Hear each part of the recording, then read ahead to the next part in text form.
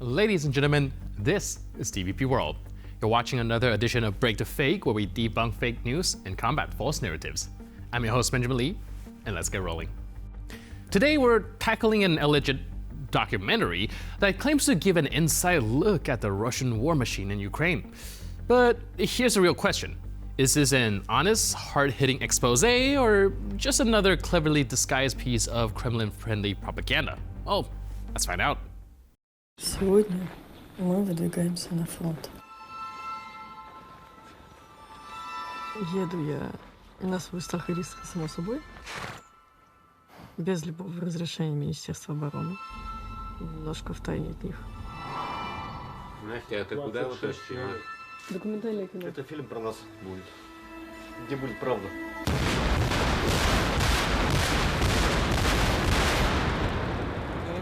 Я.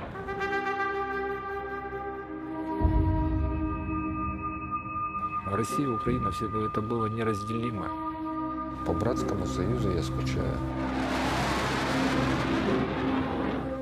Даже вот когда я дерусь в драке, мне всегда нужно знать, что я прав.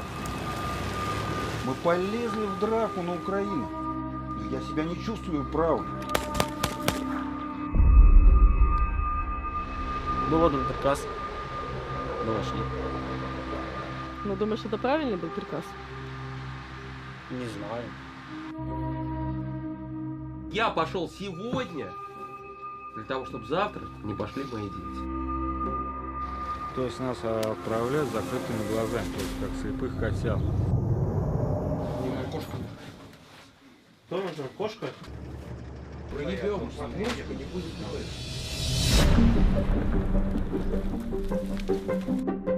Я помню родителям, говорю, я хочу военное, где-то сверх семьи. Товарищи уже для меня семья. Да, естественно, все здесь кого-то теряют.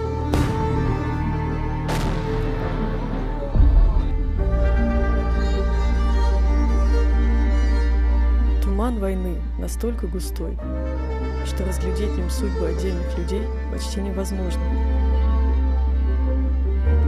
Это все нужно снимать. Посмотрим, чем это закончится. Начать войну очень просто. А вот закончить, ебать, ты попробуй это сделать.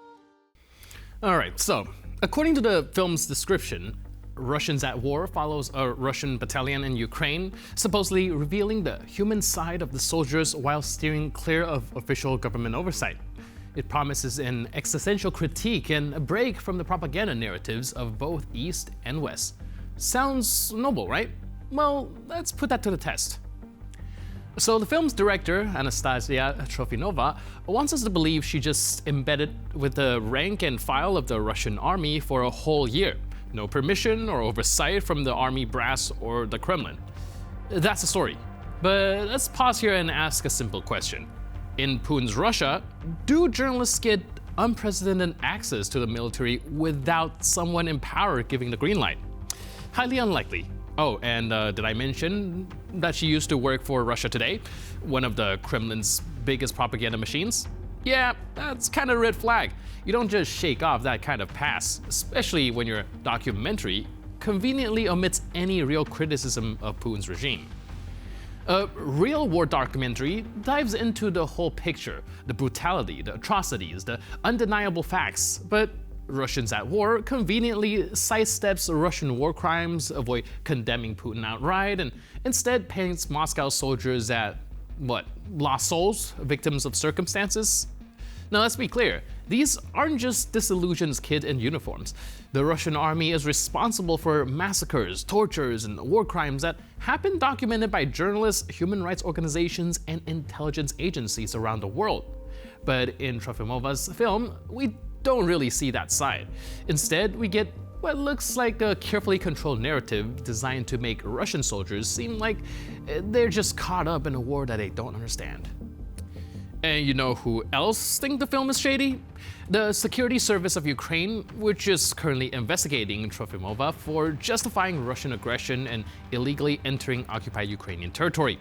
That's not exactly the mark of an unbiased filmmaker, is it?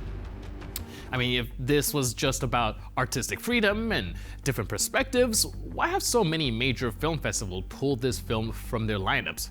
Venice, Toronto both initially planned to screen Russians at War, but backed out after international outcry. Why? Because people saw this film for what it is: propaganda wrapped in faux journalism. But here we are in Sydney, where the Antenna Documentary Film Festival is still holding on the flick. Their defense? That the film is just one perspective and is balanced out by Ukrainian film in the lineup. But here's the thing. Propaganda isn't just one side of the story. It's a deliberate attempt to manipulate the truth. And when a film downplays an ongoing genocide and an invasion, it's not about nuance anymore. It's about dangerous misinformation. So let's wrap this up. Russians at War isn't some groundbreaking war documentary. It's a propaganda piece dressed up as an independent film. It's selective with the truth, careful in its omissions, and it just so happens to align with the interests of the Russian state. That's not journalism, that's narrative control. And remember, when you see a film like this being platformed, always ask yourself, who benefits from this story being told, and what part of the story are being left out? Viktor Orban, Hungary's favorite Kremlin echo chamber, is at it again. This time warning that Brussels, Washington, and serial funds, whatever that means, are financing clandestine uprisings in Hungary, Serbia, and Slovakia. Because, of course, if people are protesting against corrupt pro-Russian governments, it must be the CIA plot. According to Orban, the evil West is pouring money into opposition movements to replace honest, hardworking autocrats like himself and Robert Fico with, oh the horror, leaders who actually respect democracy. Különböző pénzügyi források, Brüsszel, soros alapítvány, amerikai költségvetés célzottan politikai szándékból nagy összegeket juttattak be egyes országok politikai életébe. Ez történik most egyébként még mindig utóvédharcoknak Szerbiában is és Szlovákiában is. Tehát ha ön vet egy pillantást a bennünket körülvevő világra, akkor azt fogja látni, hogy ezekből a pénzekből finanszírozzák ma a kormány ellenes szerbiai és a Fico kormány ellenében föllépő szlovákiai mozgalmakat. És ezek a tények ott is most kerülnek napirendre. És hát, hogy ugyanezt akarják Magyarországon is. Tehát minden eszközt megragadnak, és pénzeket gyűjtenek hozzá, csak elérjék azt a változást, hogy nekik kedvező, pénzügyi és politikai szempontból kedvező kormányok legyenek ebben a térségben, és mi sem vagyunk kivétel ez alól sajnos. Említette az imént azt, hogy itthon is nézegetik ezt az amerikaiak által közzétett listát, és talán teendő is. Oh, his solution? Ban foreign funding, introduce new laws, and punish anyone who dares to think differently. Because nothing says freedom and sovereignty like banning political opposition and silencing critics.